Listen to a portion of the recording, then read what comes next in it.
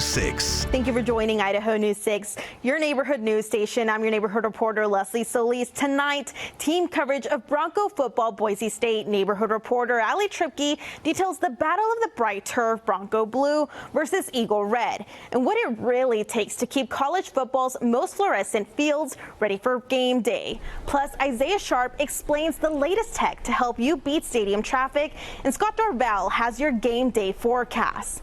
We start with what's lingering over the blue, smoky skies across the Treasure Valley. It has been Bronco buzz across the board here in downtown Boise. A very exciting day for the opening game, or I should say the second game, the opening home game for the Broncos. It was a little quiet earlier, but take a look now and things have really started to buzz. It is nothing but a sea of orange and blue out here at the tailgate. It has been so much fun interacting with fans, chatting with people excited for the Broncos to make their home debut. Now, you may notice something else that is off into the background. A lot of haze, unfortunately, on the horizon. We've got a lot of smoke in the air, unfortunately, due to a late wildfire season here. We've had a beautiful summer up to this point. May, June, July, August have been wonderful, but September looks to be a little different. I spoke to the Department of Environmental Quality about what they're seeing, and it isn't just here in Idaho being affected. It's the Pacific Northwest. A regional smoke event, Washington, Oregon, central and northern Idaho. There's fires of multiple acreages all over the place. And what we're seeing right now is we're under a high pressure system and we're being compressed by two low pressure systems, one up to our northeast, one kind of to our southwest. So we're getting a lot of northeast flow, which means that the smoke that was north of us is drifting down in the Snake River Plain in our area.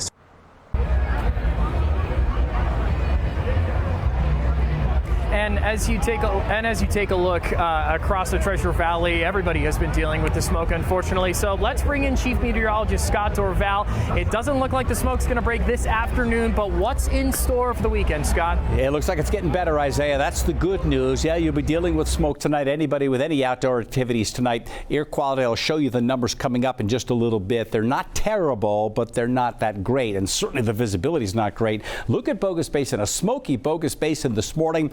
It's a beautiful view. It's a beautiful photograph here, beautiful picture. There's the sun rising through the smoke. When the sun was here, you could barely see it. That's that thick layer of smoke. Looking out towards Horseshoe Bend, you really can't see anything. That was the case this morning. Here's the latest picture. This is the Treasure Valley looking out, and again, the image just does not show anything. It's just shrouded in smoke. All that smoke we mentioned, mostly from northern Idaho, some even from Canada. It will get better though, but this evening just smoke kind of hanging around. Overnight tonight, it'll start to get better. 91 degrees right now. We touched 92. Looks like that'll be the high temperature, and so temperatures will start slipping down through the evening hours. And again, as we go through the evening hours, you're going to notice a change coming on in. Those temperatures cooling back down into the 70s and the 80s. I will tell you that the forecast coming up for the Boise State game, halftime, 80 degrees, and by the time we get to the end of the game, we're still at 77, and so it's going to be a pretty warm night. This cloud cover is going to stay to the south. Just a couple clouds drifting through. The smoke is what's been hanging around, and that's what's likely to stay hanging around as we go through the rest of the evening. So good looking forecast for tonight. If you're getting outside, if you don't mind the smoke, we're going to go to Ali Tripke now in downtown Boise, not in Boise, at the Bronco Stadium in Boise, to talk a little bit more about what's happening for game day.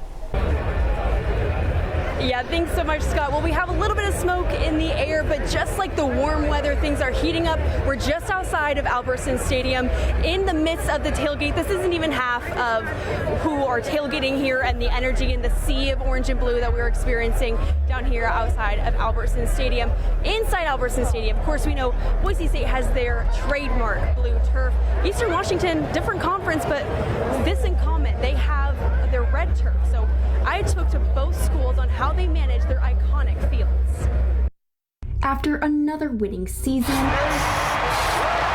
in the blue, Boise State's award-winning turf has freshened up for the fall with some orange paint in the end zones. Now that you see it, it's like, wow, that's a lot different. And bigger changes are coming for the 2026 season as Boise State plans to completely replace the Smurf turf.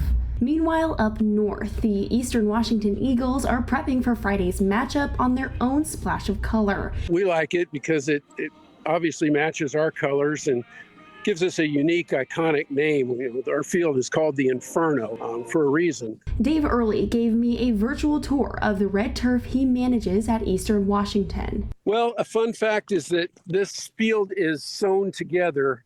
This white piece and black outline was patched in. Back on the blue, Boise State crews echo the work it takes to keep the turf in top shape for the thousands of visitors it sees each year. You know, we have to come out here and basically vacuum it with a big concourse sweeper.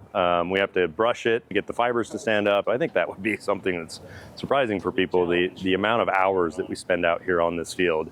Well, the excitement is just here for the home opener. I'm with Isaiah Sharp. We have the marching band coming through the tailgate right now. We might not be able to see it, but we can hear the marching band, the Blue Thunder, getting the fans hyped up. And Isaiah Sharp, you have a little bit more information on fans and how they can navigate throughout the season on how to get to Albertson Stadium and cheer on their Broncos. Yeah, well, that's creating a lot of traffic, that's for sure. And if you're having a tough time with traffic, the Bronco Sports app is hoping to help out fans, giving you a turn-by-turn way to get into the stadium and just make life easier for Broncos fans. It provides turn-by-turn directions for people as they're coming to the game. So if you park downtown and you think, where do I go? You can input your entry gate and your current location, and it'll take you turn-by-turn directions to get to the stadium. This is found in the Boise State Broncos Sports interactive map. Say you're looking for a little bit of food too, you can also find it in here. Just type in food into the top search bar. It'll drop down. Maybe you want some donuts. Maybe you're looking for a Bronco dog. You can find almost anything. It'll help you with parking. It'll help you with maybe wanting to buy some Bronco gear or looking for some food. This interactive map will help you in multiple facets. Reporting from downtown Boise, I'm Isaiah Sharp, excited for the Broncos and for Idaho News 6.